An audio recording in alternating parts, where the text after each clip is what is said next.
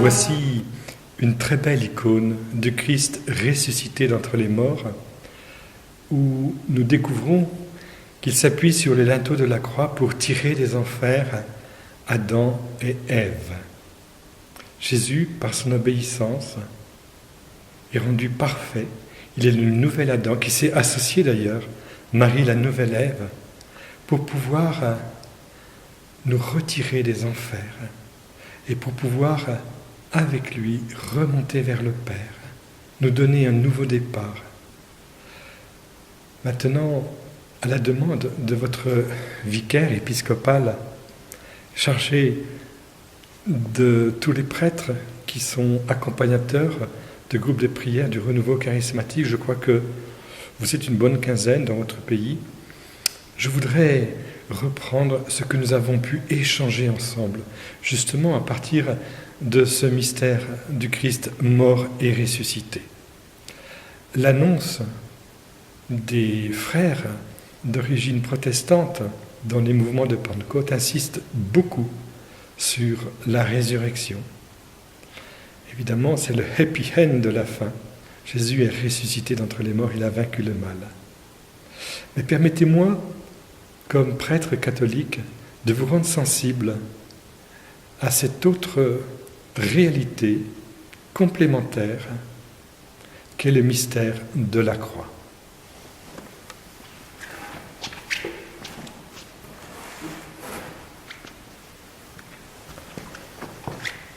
En effet, nous, prêtres, nous avons à épouser ce mystère comme un mystère qui nous est donné en partage de manière particulière.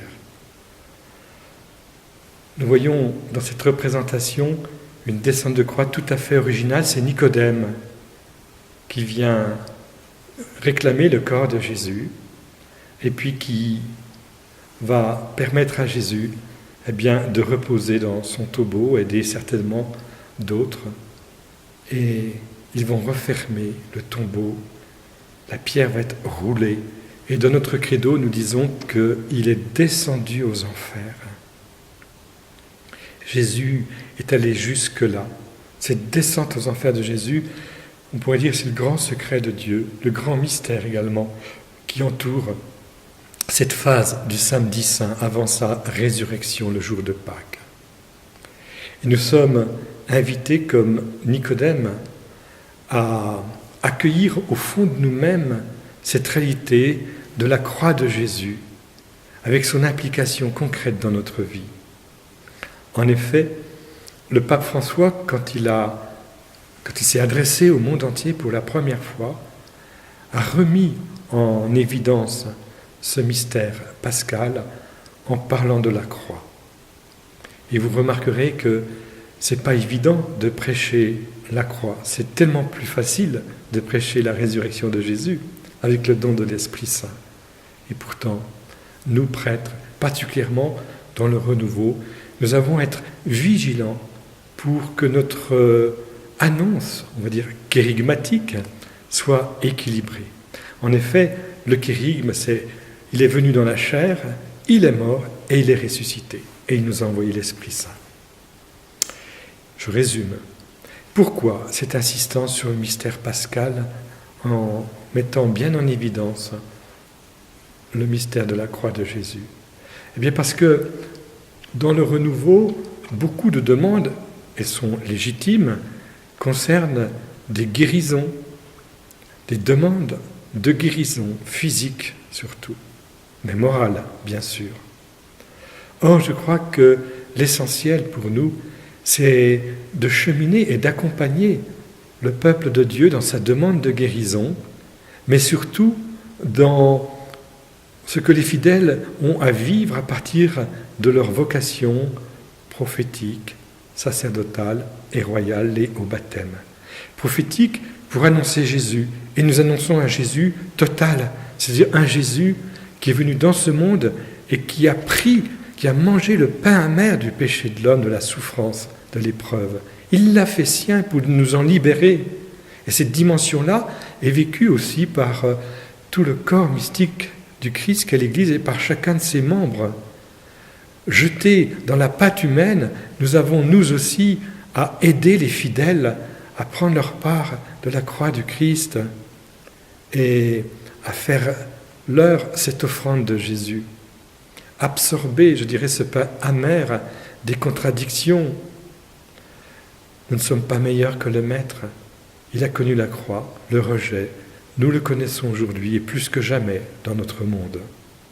Donc on ne peut pas évincer ce mystère de la croix.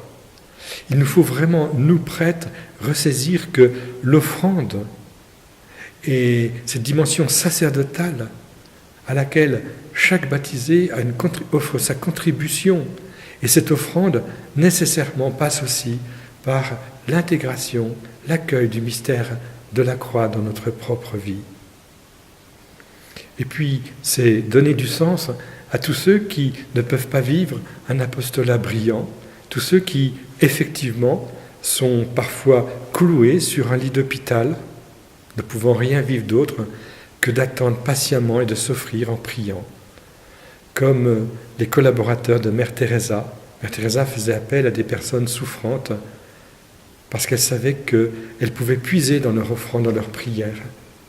Je crois que nous, les prêtres, nous avons à être vigilants pour ne pas fausser la donne dans notre annonce. C'est bien de faire de la publicité pour un pasteur ou quelqu'un qui a des charismes et qui attire tous les hommes vers lui, parce qu'on dit qu'il y a des guérisons qui se produisent et cela a été vécu par Jésus. Mais nous nous rappelons que Jésus n'était pas venu justement pour offrir des guérisons, il était venu surtout pour annoncer une bonne nouvelle, et la bonne nouvelle n'est pas le fait que toutes les personnes repartent guéries, la bonne nouvelle c'est que le royaume de Dieu est au milieu de nous, et ce royaume de Dieu, il est en nous, c'est notre filiation avec le Père, c'est notre docilité à l'Esprit Saint qui veut construire ce monde. Et toute vie est marquée par une structure pascale. Et là, je voudrais que nous soyons sensibles à cette réalité profonde qui est de tous les jours. Je me souviens cette religieuse dominicaine qui avait un cancer en phase terminale et qui est morte aujourd'hui, et je l'avais enregistrée sur le problème de la souffrance. Et elle me disait, oui, ma vie est marquée tous les jours, parce que toute vie est marquée tous les jours par une structure pascale, c'est-à-dire ce mystère de mort et de résurrection. Je voudrais que dans le renouveau, nous sachions vivre en tant que prêtres catholiques ce juste équilibre, parce que les gens ont droit à cette annonce de la présence de Dieu au cœur de la détresse, au cœur de l'épreuve, au cœur de la croix. Bien sûr, on peut tout faire pour soulager, et c'est bien, c'est important, mais quand on a tout fait, tout ce qui était en notre pouvoir, laissons le Seigneur œuvrer et faire avec nous et en nous, à partir de notre offrande, de grandes choses. J'aurais pu vous parler de Marie au pied de la croix. Marie qui a consenti à l'offrande de son Fils. La mère, comme dit saint Jean, à partir du grec. Pour une autre fois, je vous parlerai de la Vierge Marie. Mais aujourd'hui, c'est avec Nicodème que j'aborde la question. Nicodème, c'est un petit peu, on va dire, le théologien du temps de Jésus, qui vient pour rencontrer de nuit le Seigneur et qui est invité à vivre une vie nouvelle, à renaître. Eh bien, ce théologien qu'est Nicodème va découvrir ce que signifie renaître à nouveau. Renaître à nouveau en se laissant saisir par la grâce de Jésus qui va descendre aux enfers et qui va ressusciter d'entre les morts. Nicodème est certainement pour nous prêtres un modèle, celui qui a une formation de qualité, comme nous en avons reçu une, mais qui va se laisser surprendre par ce chemin qui n'avait pas été prévu par lui, ce chemin qui passe par la croix. Et nous, prêtres, nous croyons que cet imprévu de Dieu qu'est la croix, ce passage obligé qu'est le mystère pascal, est une grâce, à partir duquel l'ennemi connaît sa défaite. Nous avons vraiment à vénérer la croix. En plus, nous savons que si Jésus s'offre sur les humbles apparences du pain, s'il est présent sur l'autel, on parle d'un sacrifice eucharistique, l'actualisation de ce qui s'est passé pour lui. Nous croyons aussi qu'à chaque absolution, nous sommes au pied de la croix de Jésus. Et ce que Jésus disait sur la croix, « Père, pardonne-leur, ils ne savent pas ce qu'ils font », remplit notre cœur. Et c'est au nom de Jésus, comme je disais, « in persona Christi », c'est Jésus qui en nous dit cette parole, « Je te pardonne tous tes péchés ». La croix de Jésus, l'amour du Père qui est révélé sur la croix, l'heure de la glorification, où Jésus attire tout à lui. Il est l'alpha et l'oméga, le point de départ, la création. Tiens, chaque instant, par lui, nous sommes créés maintenant. Mais il est aussi l'oméga, l'aboutissement. Oui, vraiment, ils regarderont celui qu'ils ont transpercé. C'est la clé de l'Apocalypse. C'est dans la contemplation de Jésus, transpercé, avec ce fleuve d'eau vive qui jaillit de son cœur, que tout peut renaître, que tout peut partir.